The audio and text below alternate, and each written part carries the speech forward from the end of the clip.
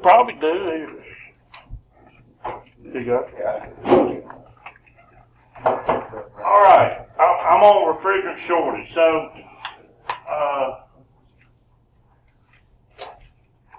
first of all, what do we say? Does this cause low suction? Yes. Does it cause high suction? No.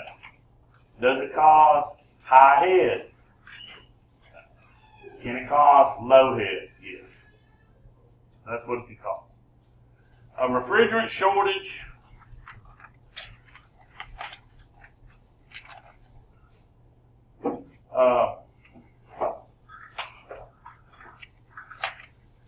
the best way to determine, if you say, hey, I've got low suction, possibly I've got a low head, I think it may be refrigerant shortage, the best way to test is to take subcooling.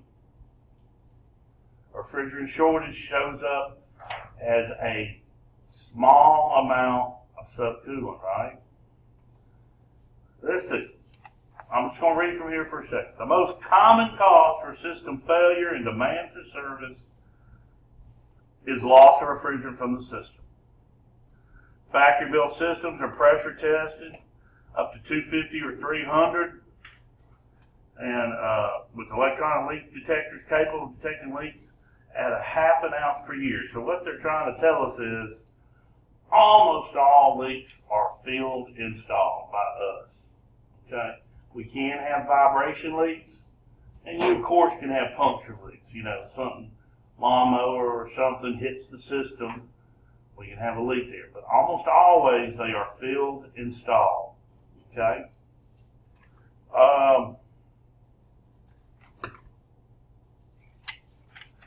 I'm going to go over here. If we have a refrigerant shortage, they break it down into how much refrigerant do I need? Well, the most accurate method is to weigh it in. But to weigh it in, I got to know what to weigh in. And so if you have a data plate and it tells you what the charge is, you can possibly go that route. Now, let's back that up for a minute. A factory charge is exactly what they say it is. They charge it where they think it would run good, effectively, efficiently, productively, but they have to take into certain accounts that you're going to be a typical install. Now, on the old R22 systems, they would say this system is factory charged for 25 feet of refrigerant line. What they're talking about there is the liquid line. So they would charge you 22 systems for 25 feet. If you had more than 25 foot of liquid line, you were usually instructed to insert a certain amount for every foot. But it's a small amount, you know, like some fraction of an ounce, but that's what you do. But what if you didn't have 25 foot? You were overcharged. It was recommended you pull it out. Nowadays, we're dealing with R410A. If they tell you what it's factory charged at, that is for 15 feet of liquid line. If you got more than 15 feet, what are you going to do? Add some, right? And they'll usually have it hidden in there in the install and say, you know, if you don't have 15 feet, so to pull it out. And this isn't a typical system. This is not if you're running upstairs. You got head pressure, that kind of thing, okay? So that's the best way. Now, the downside of weighing in a charge is that means my system has to be empty. And if my system's empty, I assume I'm going to pull a vacuum on it, so that's timely. It takes time to do that. But if you do a repair, chances are you nitrogen test it, then you vacuum it, then you weigh the charge. Okay? You get a person's house and they go, yeah, this thing leaks down every 2 years, we have to put a pound or so in.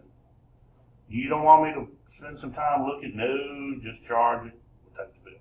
Okay, that's out. 90% I'm on. You can't pull out the refrigerant, reweigh it. I mean, that's going to take a lot of time. So that's not the charge. You're going to charge the subcooling then, okay? So, but let's see what they say here. They break all systems down into two types. Systems with a receiver and systems without a receiver. Now, what is a receiver? We see receivers all the time in commercial refrigeration work. All it is a tank that holds liquid refrigerant right after the condenser. Theoretically, in our air conditioners, we come out of the condenser with nothing but liquid. We take that liquid, if we had a receiver, and we would put it in a tank. Now, we drop it into the tank, but coming out of the tank, as it heads down the liquid line to the metering device, we take our line and we run it to the bottom of the tank. And so its pickup, it's open, it's at the bottom of the tank. So if there's any liquid in that receiver, that's what it's going to pull out of it. Does that make sense? That's all it is. It's on the liquid line after the condenser, and it has a hole at the bottom of it that picks it up. So we always get liquid. If there's any liquid in there, we get it. Well, we could do that on air conditioners, but the tank and the tubing cost something. And the manufacturers go, no, I'm not paying for it. So they don't give us a receiver. So if I have a receiver, I can put extra refrigerant in that tank without filling up my condenser. I need my condenser to exchange heat. That's its job. Yes, sir. When did you put it in? Did you put it in before you installed it? Yeah, when you install it or you service it, you can put it in there. As long as I don't overfill it, it will not fill up the condenser. That's the condenser's job, to exchange heat. But in air conditioning, we're not just rejecting that heat and turning it into a liquid. We're also storing it at the bottom of it on down the liquid line. And so think about it. If I have a tank, if you overcharge an air conditioning system, at some point, the pressure starts to scoot higher and higher. Because you say you had 90% of your condenser to reject heat. And then you fill it up and you got 50. It's like your condenser is only half the size it was. As you overfill it, the head pressure is going to go up higher because it has a smaller area that can exchange the heat. Whereas if I had a tank, I could put it in, it'd stay there. I'm not going to overfill my condenser, okay? That's all it is. So it's not as critical with a receiver. Usually on a receiver, what we do is we charge it and we know what subcooling is, right? It's I have liquid refrigerant, it cools, right? And so we sit there and we take that temperature on my receiver on a good hot day. As long as it's not, say, over 3/4 of the tank, I still got room for on a cool day to store more. Okay, so that's pretty easy. Of course, in air conditioning, we don't have receivers. And so they're much more critical. If you don't mind, I'm going to read right there where it says systems with a receiver.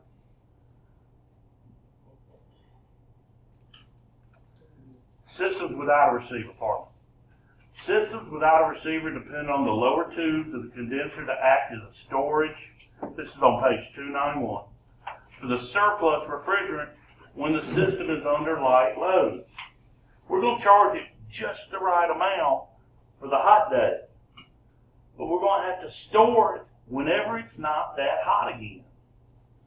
Therefore, the amount of refrigerant in the charge of the system is much more critical than if a receiver is used. You may say, now we're not low temperature, 10 to 12.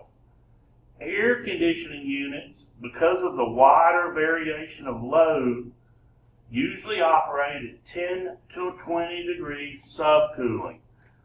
when we do we've been doing our charts, what do I say to expect on subcooling? That's where I got it. Because your little book, your carrier book says 10 to 15. Now, we much rather if we can read it on the data plate. But what they're saying here is because of a wide variation in load. We may have a 95-degree day, could have a 100-degree day, going to have an 80-degree day. That's a lot of variation. You usually take your refrigerator. Do you roll it outside often? It sits in your kitchen. You're probably not going to let that house get in the winter below 60, 65. You're not going to let it go over 80 probably in the summer. It's working with a narrow variation on load, whereas our unit in the summer has to work mild days and hot days, okay? Clay, is the higher the ambient temperature, I suppose, the greater the subcooling, the closer to the 20-inch it gets? Actually, no. The warmer the day it is, we'll be using as much refrigerant as we have, so it's a small number. On the cooler, milder days, that's when we're going to see we're storing more of it. Good question.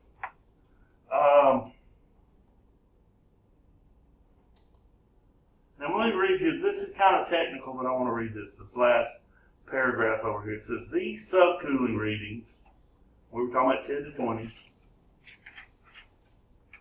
we usually mean that the bottom 2 tubes of the condenser will contain liquid and be at a lower temperature than the rest of the condenser surface.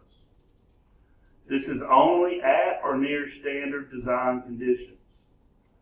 Our design conditions are 95 degrees, gentlemen.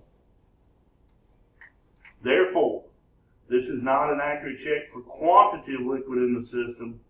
It can be rough checked because of the temperature break between the condensing refrigerant and the liquid refrigerant. So, they're telling us subcooling gets a little crazy if we're not at design condition. Okay? I've seen some of the older systems with 35-degree subcooling. It was a mild day. Now, these units out here that tell you, not all these do it. Trane doesn't like telling you anything. But you pick up one of these units and say, hey, required subcooling is 8 degrees, let's say it says that. It's going to maintain that 8 degrees unless it's extremely overcharged or extremely low, okay? It'll do a much better job of maintaining that than the old systems. You don't see that wide 10 to 20 near as much on the new units, okay? They have what they call cross circuits down there that they've designed that help hold the refrigerant and maintain the subcooling, okay? All right, quick charging the system. Drop a paragraph because we're talking about systems without a receiver, right?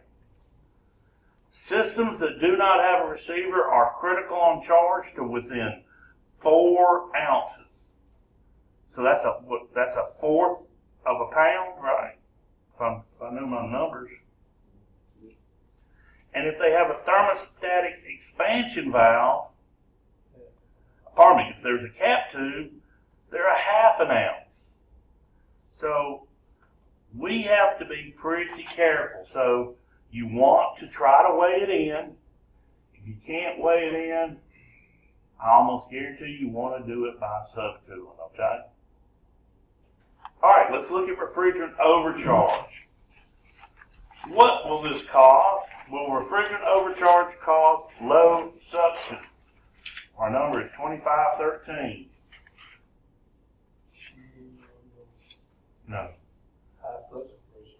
It will cause high suction, yes. High head pressure. It'll cause high head pressure, right? Will it cause low head? No. So, refrigerant overcharge is going to cause high suction and maybe high head, right? Well, probably high head and low suction because of it. let's just read this. An overcharge of refrigerant in the system will give the systems that are the same as a clogged condenser, fan motor, blower motor, or bad drive, or air in the system. The reason for the higher head pressure is because the liquid refrigerant occupies a higher percentage of the condenser tubes, reducing the heat transfer capacity of the condenser. As a result, the amount of subcooling of the liquid refrigerant will be higher than normal.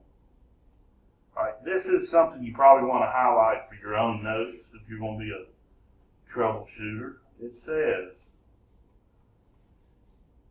because we don't have many nevers and always, but this thing says the only thing that can raise the amount of subcooling is excessive refrigerant in the system. It goes on to tell us subcooling is affected only by liquid quantity in the condenser.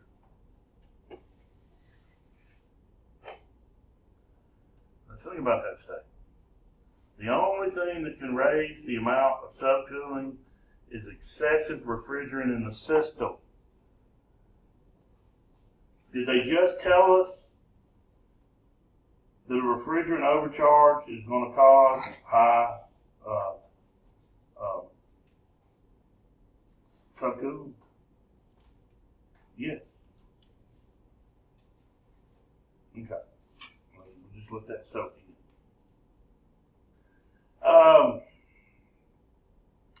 2514, clogged condenser. What can a clogged condenser cause, y'all? Does it cause low suction? Okay, well, hang on a second before we go here. We need to talk about the test. This will be really easy. What test is going to tell me that I've got an overcharge? So good. That's right. Now, get out your charts. Page 36, right?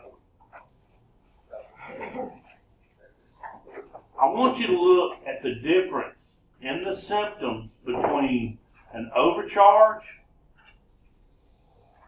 and do we have a clogged condenser on there? We do, don't we? Dirty condenser? Dirty. Do they both have high head pressure? Do they have, what do they have on, they don't have, do they have high suction pressure? They both have high suction pressure. What do they have on superheat? Low. They both have low superheat. What do they have on subcooling? Overcharge is high, dirty condenser is low. Bingo. Y'all see that? So they're both going to have high amp draw. We have excess refrigerant when we're overcharged, so subcooling is going up. Did we change the refrigerant level when we got it dirty? No. Unless we just have to go in there and throw a charge at it. It just got dirty. Okay, so subcooling is critical on taking that reading in that situation. Okay, I'm sorry. 2514 clogged condenser. I guess we're going to talk about it. That was good timing. Will this cause low suction? No. It will cause High suction. and high heat. And it won't cause low head. There you go. All right. If the radiator in an automobile becomes clogged with insects, leaves, grass, dirt, or other debris, the engine will overheat. Similarly, if the condenser or the refrigerant of the air conditioning unit becomes clogged with insects, leaves, grass, and other debris, the heat transfer capacity of the condenser is reduced. Head pressure rises, current draw goes up, blah, blah, blah, blah, until the unit overheats sufficiently to cut the unit out on overload or cuts off on high pressure control if you have one. Because of the gradual buildup of a clogged condenser, it is possible for the unit to operate under overload condition without high pressure cutoff for some time. This can result in high operating costs. don't ever ask the customer that. They're going to tell you, oh yeah, this thing costs way too much. Power bill's always high. You're not going to find one that, oh no, that's doing great. Don't even ask them that. As well as attendant electrical problems. Okay, so what we have here is what we're saying is, if I'm pulling high amps because it's dirty and it does it for half a year or a year, the system's been operating on higher amps. It's going to do some long-term damage. Refrigeration and air conditioning equipment should be thoroughly cleaned at the start of each peak requirement season.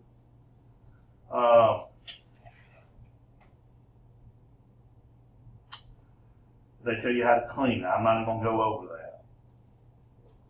So, what is probably going to be the best test here, gentlemen? Okay, I got high pressure, high suction. Probably use, well, there's not going to be a filter on this. Is the outside. Okay. Probably look at the coil. Now, you can take subcooling because maybe it's an overcharge, but you know, an undercharge, they tell us when we went over, it's the most common cause for service. But not many burglars sneak around and put extra refrigerant in systems at night. An overcharge is not, usually if you got an overcharge, you want to go back and ask and go, who serviced this last, you know? See what they have to say about it. Like, oh yeah, you put 5 pounds in there. But it's still not doing right. You're like, yeah, but didn't need it anyway. So here, probably visual, okay? Probably visual, okay? Defective fan motor, okay? I thought this really always seemed to me, well, first of all, will this cause low suction? Will it cause high suction? Will it cause high head? Will it cause low head? All right. I always thought this probably belonged in the electrical that we already covered, right? And we did talk about, remember when we talked about the oil? Remember, I think y'all had a test about that, right? Remember we talked about too much oil, not enough oil? All right. I'm not even going to read belt-driven motors. I've never worked on a belt-driven condenser motor. And I've worked on a belt-driven evap, motor, but never. So direct drive is probably what we're going to deal with. I do want to read you just a little bit more of this.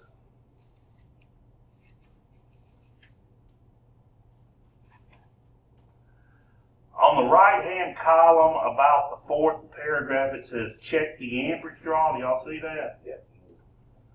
Check the amperage draw of the fan motor. The current draw of the motor should be given on the rating plate of the motor on the unit.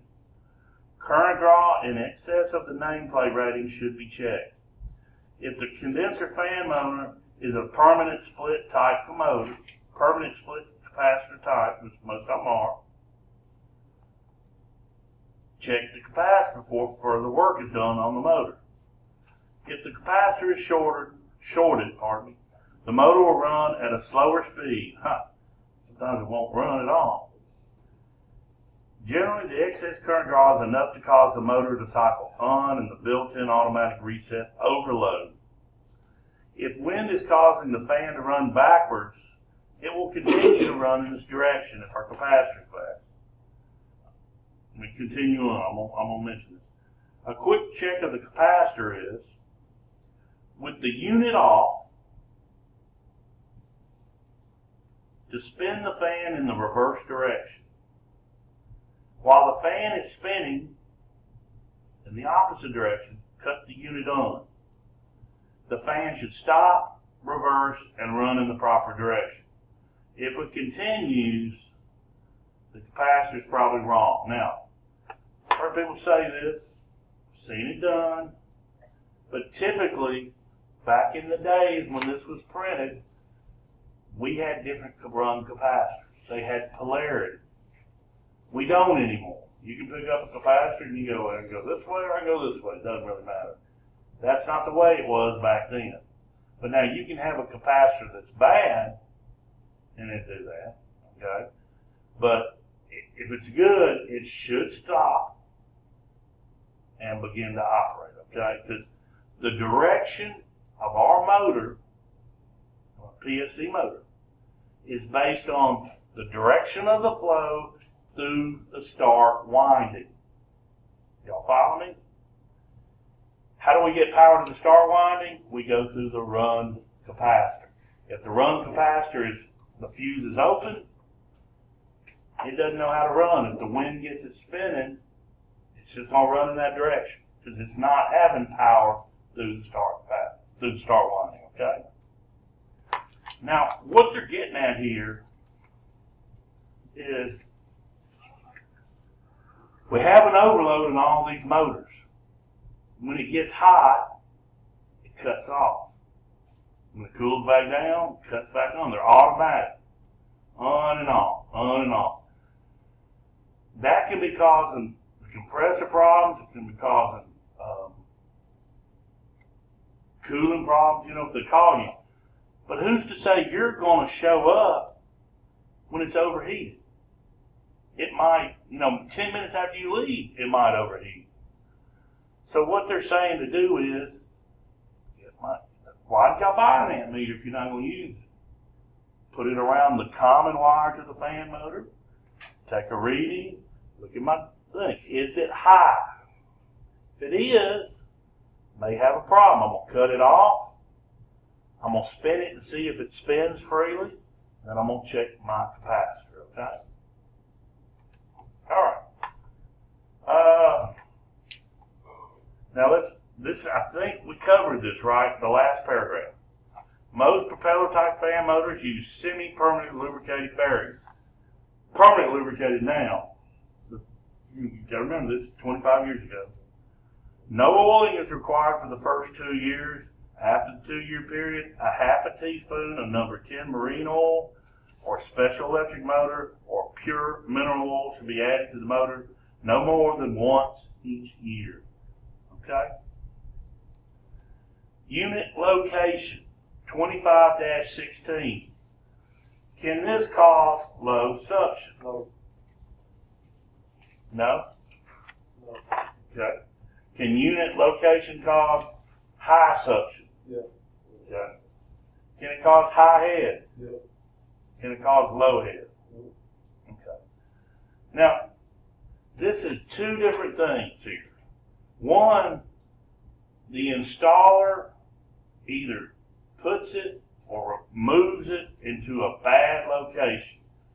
Most of the units require about 12 inches on each side of them to move the heat, transfer the heat. But most of today's are top ejection of heat. In other words, you got a top discharge fan. If some's covered that like a deck, we can have, it can cool, but, at times of year, probably costing more money and not doing it as well. But this is not something, if this is the problem, it's been a problem for a while. Unless you walk out there and there's a brand new deck there and you go like, we got a problem with the deck. So that's one thing. Another thing is bushes. Homeowners, some of them are very unreasonable about their bushes. No, I love that thing. It's like a pet to them. If it's going to clog up the airflow, you're going to have to tell them I can't fix it or, And the cage thing you say that they sell, if that'll keep them out. But, I've seen some, I'm not a big plant person. So cannons or something like that have really big leaves. And if that thing starts sucking it toward it, it'll, cover it up like a tent. And so, I typically, if something like that, if I see a high head, and you walk out there and it's in the middle of the bushes, that's a clog condenser. Okay? So, and but now before you go chopping everything down, I would definitely talk to the owner first. All right.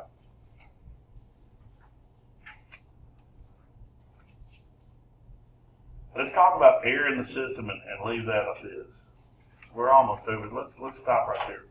I want to talk about air in the system. All right. What will air in the system cost? No, it will not cause low suction.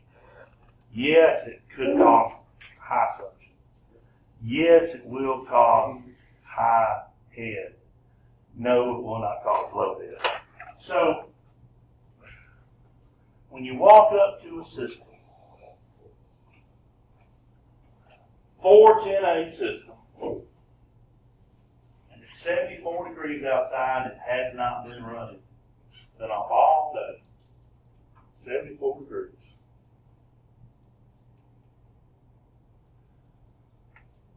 I look at my PT chart, my gauges, and I say, okay, 74 degrees, if I'm using 410A, it will boil and condense at 215 degrees. Pardon, 215 pounds, sorry.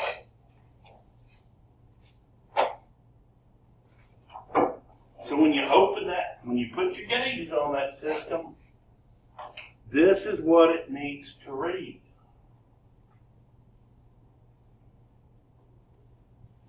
What if it's not?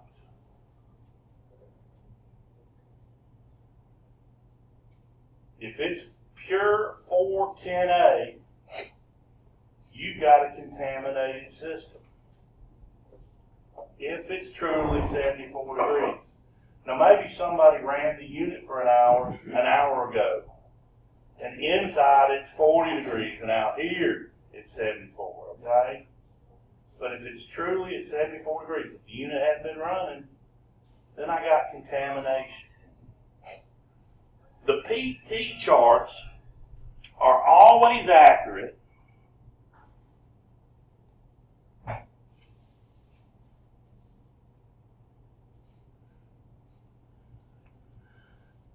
as long as there's some liquid present.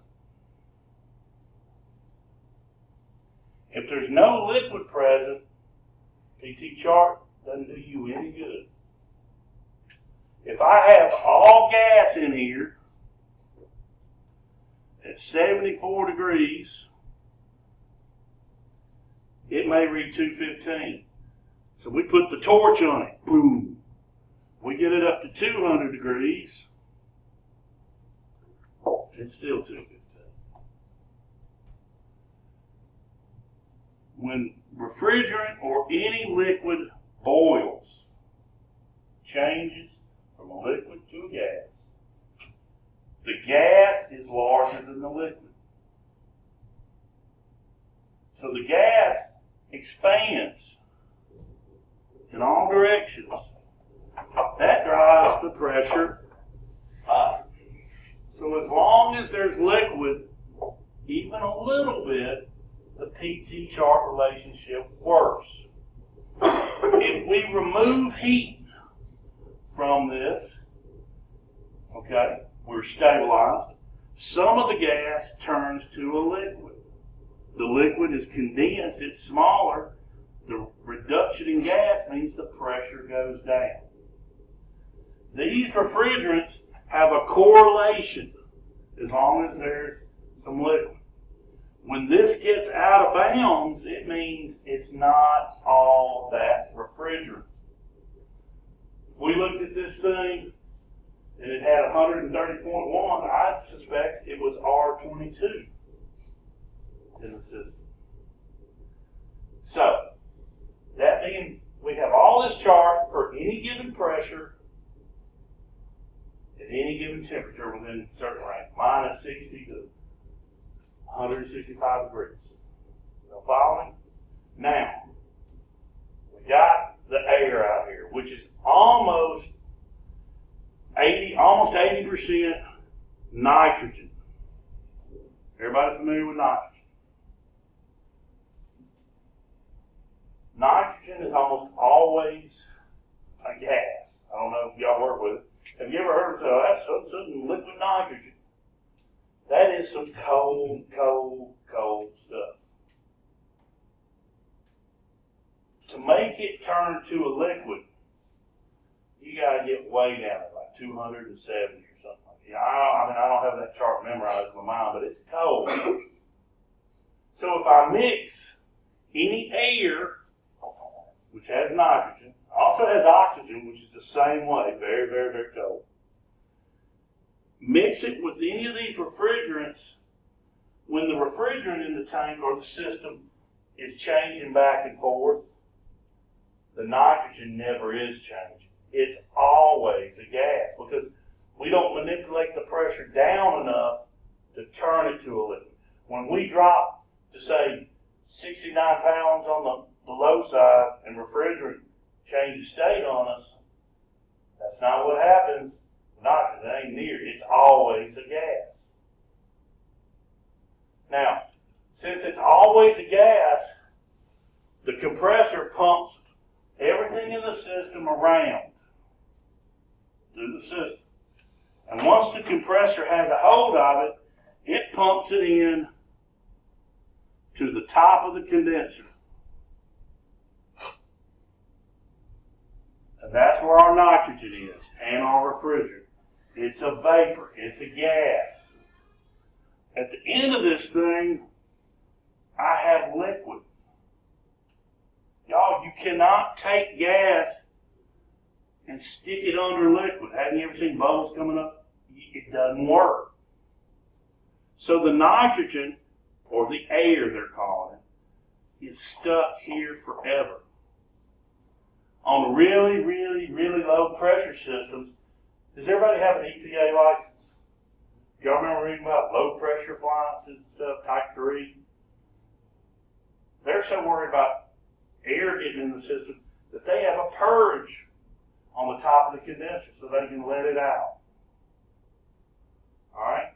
So, it gets stuck up here. It's not refrigerant. It's not going to change state. And the more there is, means now I don't have a condenser this big. I have it this big. Well, the more I got stuck, oh, now it's only this big. So I've got less area to do the work. What's that going to do? It's going to drive my head pressure up. That's right. Okay. So let's stop there. Will everybody make a note of that? We stopped on air in the system. 17. All right, now, talk about these labs. I got to look at one of the units out here is not working. I think it's 8. I'll look it up. Thermostat's bad, and I didn't have another thermostat. So we got 9 units set up. They are mechanical problems, right? Mechanical refrigeration problems. These are not electrical problems. So a couple of things. Say I put a ton of refrigerant in one. Or say I took a bunch of refrigerant out of another. I don't want you to sit there and run it for an hour and it's got excess refrigerant. Or maybe it's got very little in there, damage the compressor. So what are we going to do? We're going to install our gauges. We're going to make sure that our gauges were calibrated to 0 before we put them on and closed. We're going to put them on there. See what it looks like when it's not running. I got to stuck some air in the system. And then you're going to run them. You're going to take your pressures. You're going to take your liquid line, your suction line temperatures. You're going to take your amp draw, right? Y'all finally get to use those 5 things, except for y'all are gathering the data instead of me giving it to you, right? So do all that. Write it down because you will forget from one unit to the other. I can't remember if it was 7 or 8. Write it down and then cut the unit off. I know in electrical problems a lot of times you go, well, let me cut it back on. Let me take this test. Cut it off. Well, I need to take voltage here. Let me cut it back on. Okay. So everybody follow me? So we doing like we've been doing. That's right. Except we're going to.